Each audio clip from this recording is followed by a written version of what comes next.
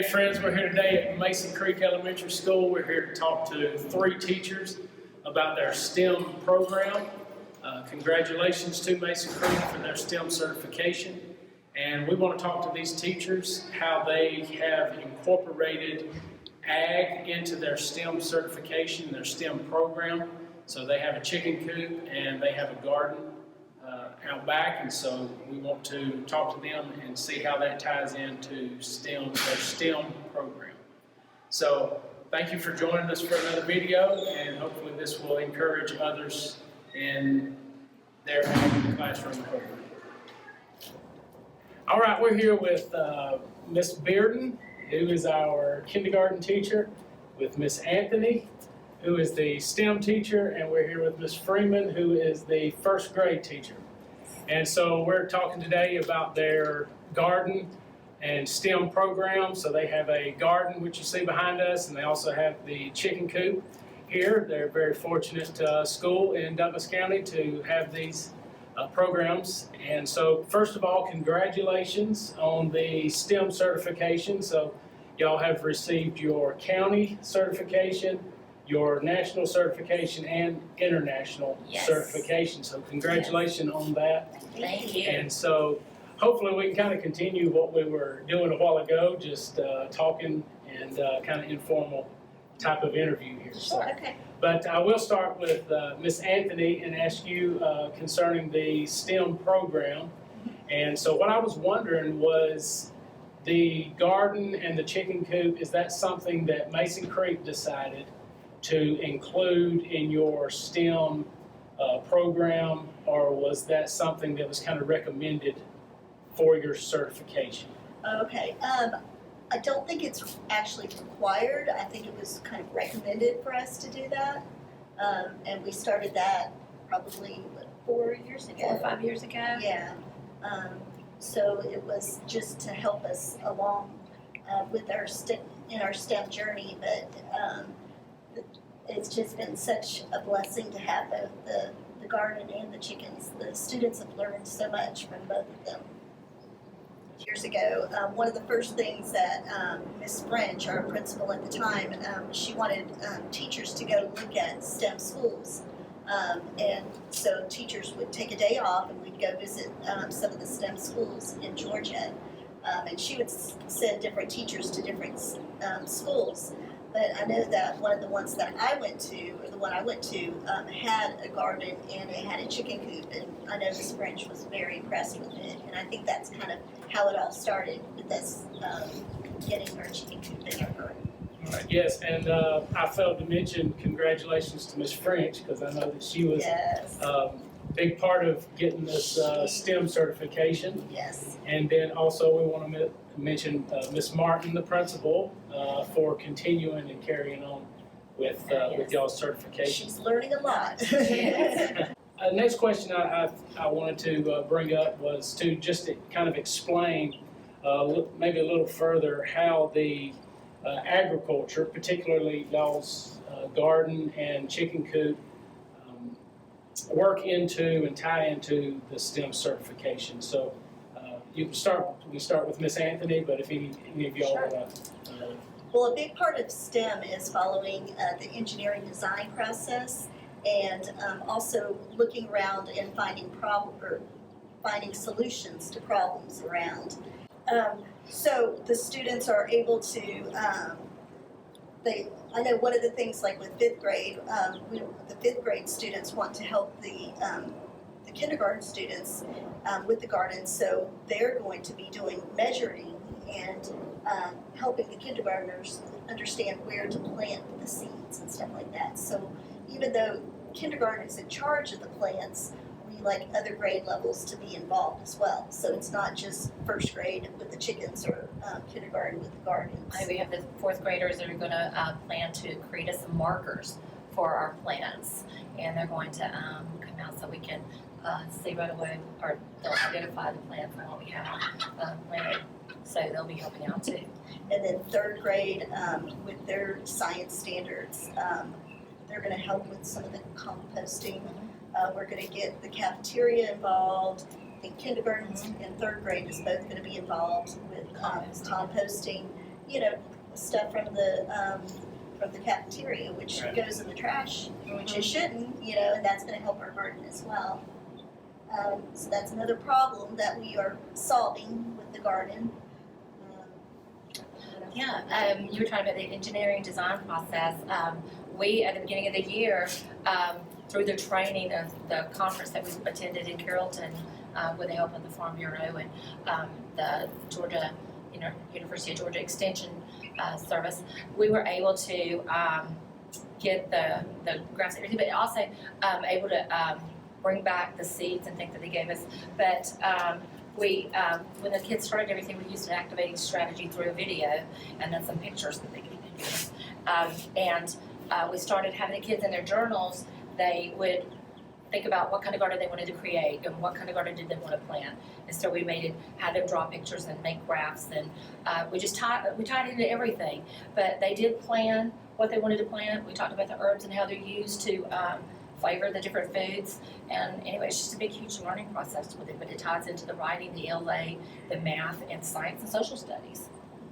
And then we're gonna use plants in the garden to help feed the chickens as well. Hopefully, coming up next spring, we'll have a whole fodder system where we'll plant particular seeds in a system with a drainage system going on to put the seeds and let them grow a couple days, and then you feed them to the chickens, and that would cut down our feed costs. One of my main goals that I like to have with the chickens is along about the time when the days start getting shorter and the chickens stop laying for the winter, I want us to start looking at feed ratios and how much we should be feeding the chickens per day, per chicken, versus what we're probably feeding them anyway. And look a little more at the cost. Even in first grade, we can figure out those pennies and know how much that's going to cost. We start out the year this year with hatching. We had 19 baby chicks. The parents are all into it. The plan spreads over to the other grades. We had a grade level that did a marketing program. We sell raffle tickets for the eggs. Have a lot of families that have decided that they would rather buy their eggs, or not buy, but buy a raffle ticket and get a chance to have eggs here than they would, purchase at the store. The night we had open house, I stood out here for 2 hours after open house discussing with parents a chicken coop. The kids have also learned about the deep litter method rather than having to clean it out all the time. There's so much wrapped up in this chicken coop out here that it's hard to just pinpoint one or two things that we are doing. But it spreads over. When we initially started to build this bigger coop, they started out the program and had a very small coop, and it only had 2 hens. Then they found out quickly that raccoons can find the chickens, and so that side of it kind of sloped off. And then when I picked up the program last year, I brought in 5 hens, and we eventually talked Miss French into a rooster. She first said no, and then we talked her into a rooster.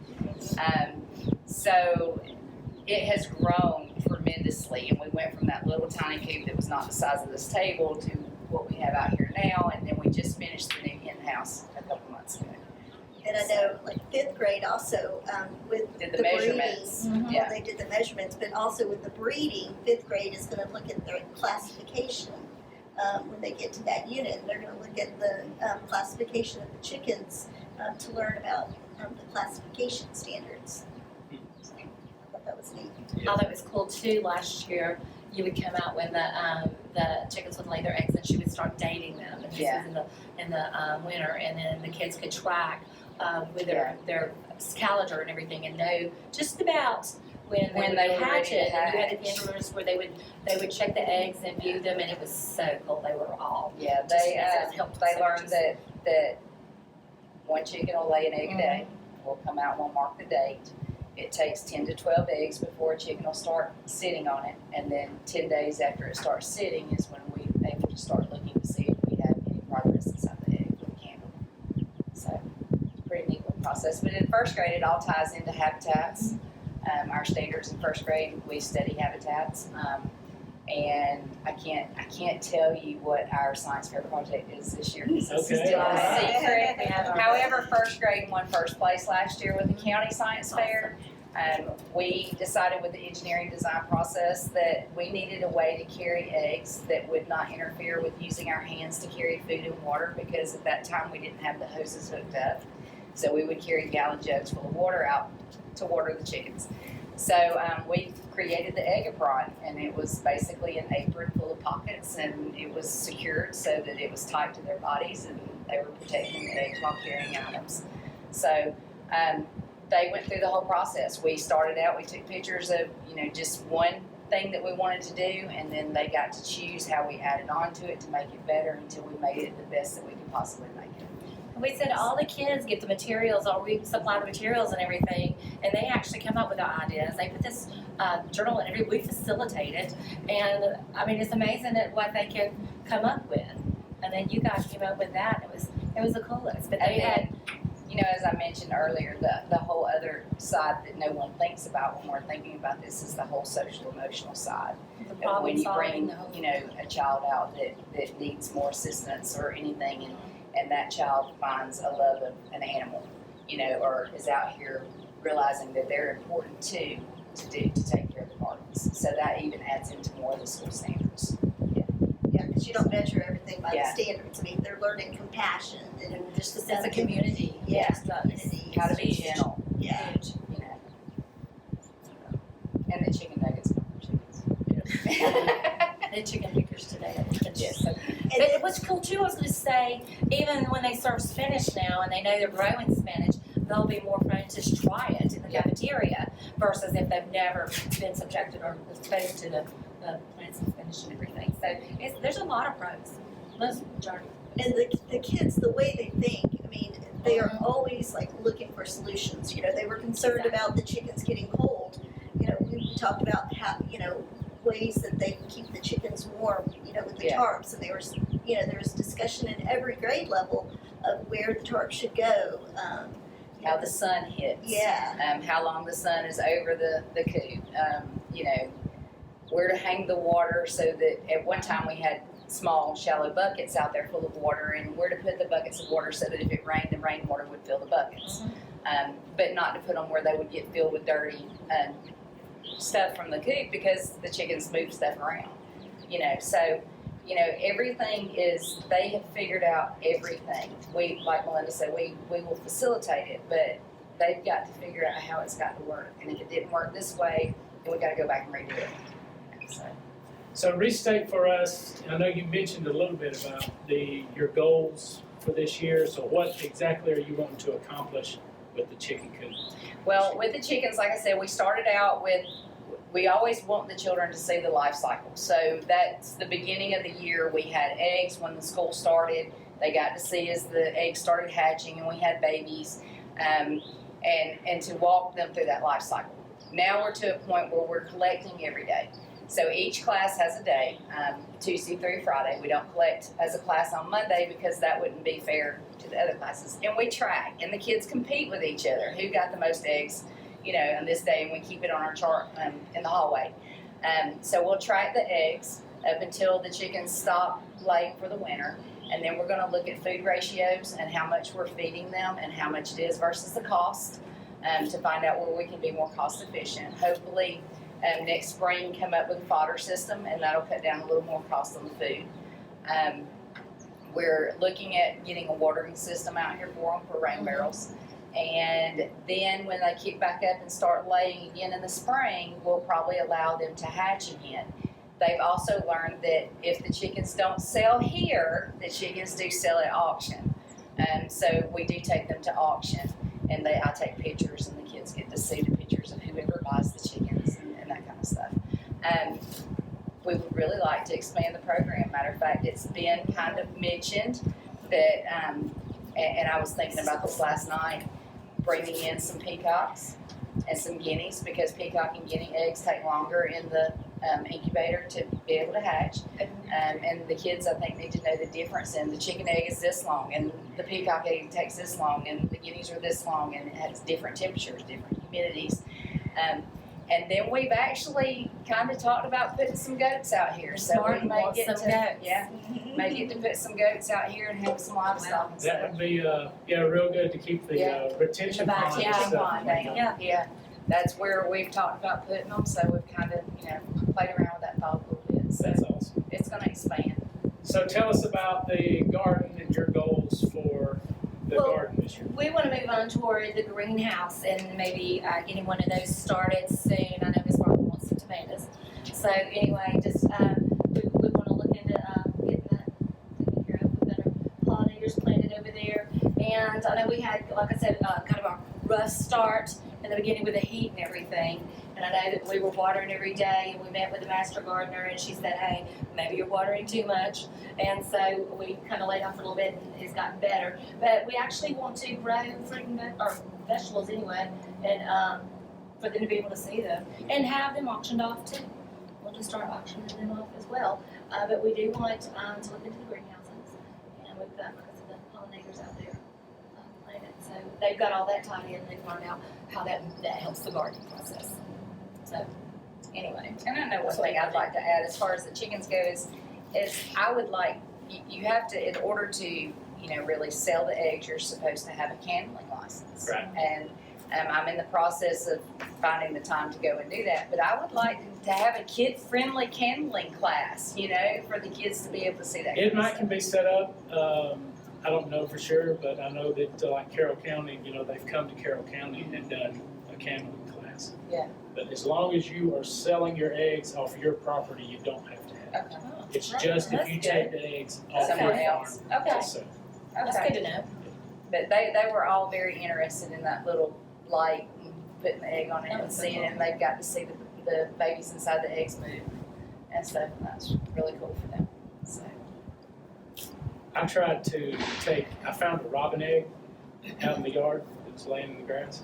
And so I brought it in, put it in the incubator, and it started to grow, but something happened. You found out the humidity and everything has a big. I had to take our incubator home because here with the temperature changes inside the building and the humidity inside the building, we couldn't keep them going in here. The alarms would go off all the time on the incubators, so. Lots of factors involved. Yeah, and then we built a brooder at the house for the baby, so I can All have right. them back and forth, so. Yeah. That's another thing I'd like to have out here. Yeah, that would be good. We have a big vision. We hope that we can go ahead and get Well, I read a quote the other day from Muhammad Ali, and it said, if your dreams do not scare you, they're not big enough. So, big visions are good. Okay.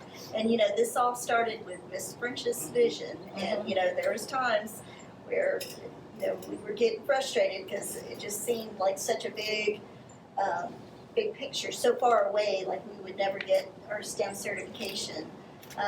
So we did honor Miss French, and we are calling this whole section French's Farm All in right, honor of her, since she got us started on the STEM pathway. that's great. Well, is there anything else you want to throw in? We had talked about how huge the community has been in supporting us, and it seems like every time we call and say, hey, can you bring, San Esteban was wonderful with a tandem truckload, dump truckload of dirt, and then Nice. Home Depot was awesome with supplying us just anything and everything we've needed, and Strickland Farms with the fun straw with the plants and the That's an ongoing Yes. problem we have, Yes. is always Yeah. the funds and Yeah. the resources. Now, what about volunteers working in the garden? Do y'all have? We have Do y'all incorporate the PTA, or how do y'all reach out? Wolfpack is helping us, after school, it's an after school program, a tutoring program. They're helping us with the watering and the weeding and things like that when we get to that point, but they do help us water in the evenings. And, we've got the parent that, has come out and he and his team have built the boxes for us. And, we're wanting to do, in the process of, through the STEM program, having more clubs incorporated. Oh, yeah, we And, talked about gardening clubs after school. Now, are y'all going to wait till you're able to sex them before They're you sell them? probably about there now. They're almost fully feathered. So as far as sexing them, I try to go off what the feathers look like. So otherwise, you're just taking a shot. So, Well, I have still had some trick me, even though I thought Mhm. it was looking like a rooster, looking like a hen, and then I still get fooled sometimes. yeah. But it's contagious. It's once you get started and everything, It you're is. just totally, it's amazing how everybody's kind of bought into it and wants to know what's going on with STEM. It What's wants going to on? help. Yes, it Yeah. wants to help. So it's been a fantastic experience. Mhm. That's made teaching even better than what it normally is. Yeah, because Made the it fun. students are in charge of their learning. Roy's story, he's not the rooster we had up here last year. We had a white silky rooster up here last year. And I took that one back home with me. And I brought up the rooster that actually belongs to the Barred Rock hens that are in there. And Roy has a little story about him. When I first got him, he would not stay in the coop. And he just went anywhere and everywhere. And so the kids, I would tell them these stories, and they did a book. They made a book last year, and it was The Adventures of Roy the Rooster. And every day Roy we thought he was a cat. Water bottle. And every day Roy met another person. You know, he met another animal, or he, and they would write a whole story about Roy and his adventures. So, and it's kind of carried over into this year too. So. It's cool to see how enthusiastic they are when they come. And especially Wednesday when they come back after break, they'll really, they missed it. And anyway, what's going on? Now, if I'm understanding correctly what I've been reading, if you've got the Barred Rock hens and you get a Rhode Island Red Rooster, Oh dear. then you come out with the black sex link, which will have a dot on their head. And they're sexed when they're born. Yeah. Either if they're, see, the dot on their head is the rooster, I can't remember, and then they're solid black if they're a hen. so that might be an idea. I have Of course, Rhode Island Reds at the house, They're a little but more aggressive. no, mine are much sweet. They're my babies. They really are. Oh, do you handle yours? Yeah, all the time. Yeah. All the time.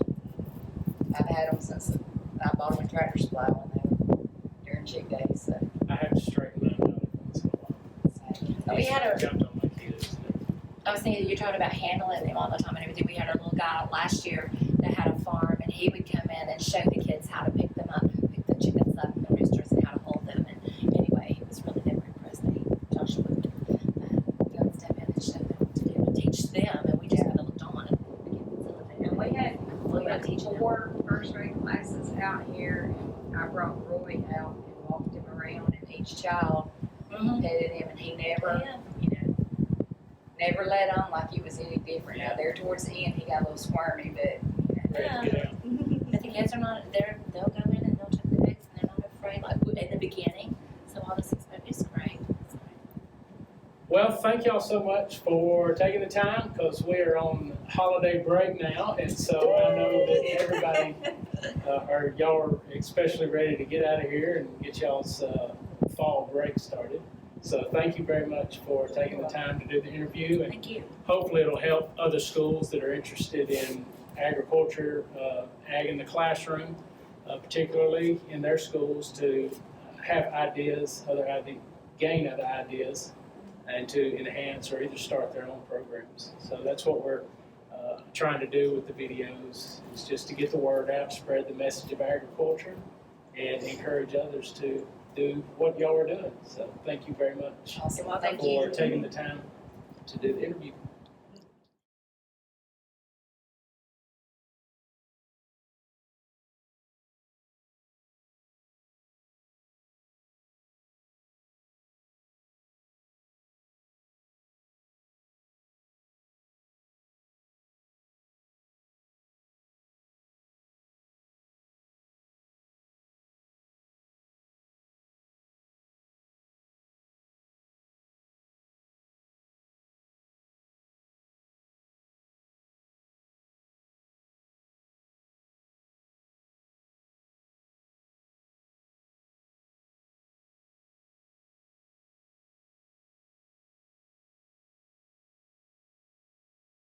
We put the eggs underneath the chickens so they keep track of who has how many eggs. Oh, wow.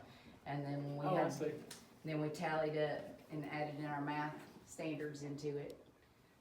And that's kind of like the STEM CERT thing, one of the things we had to do. And same with the gardens and to show that we're collecting data and that. Yeah, this definitely helped with our STEM Yeah. certification.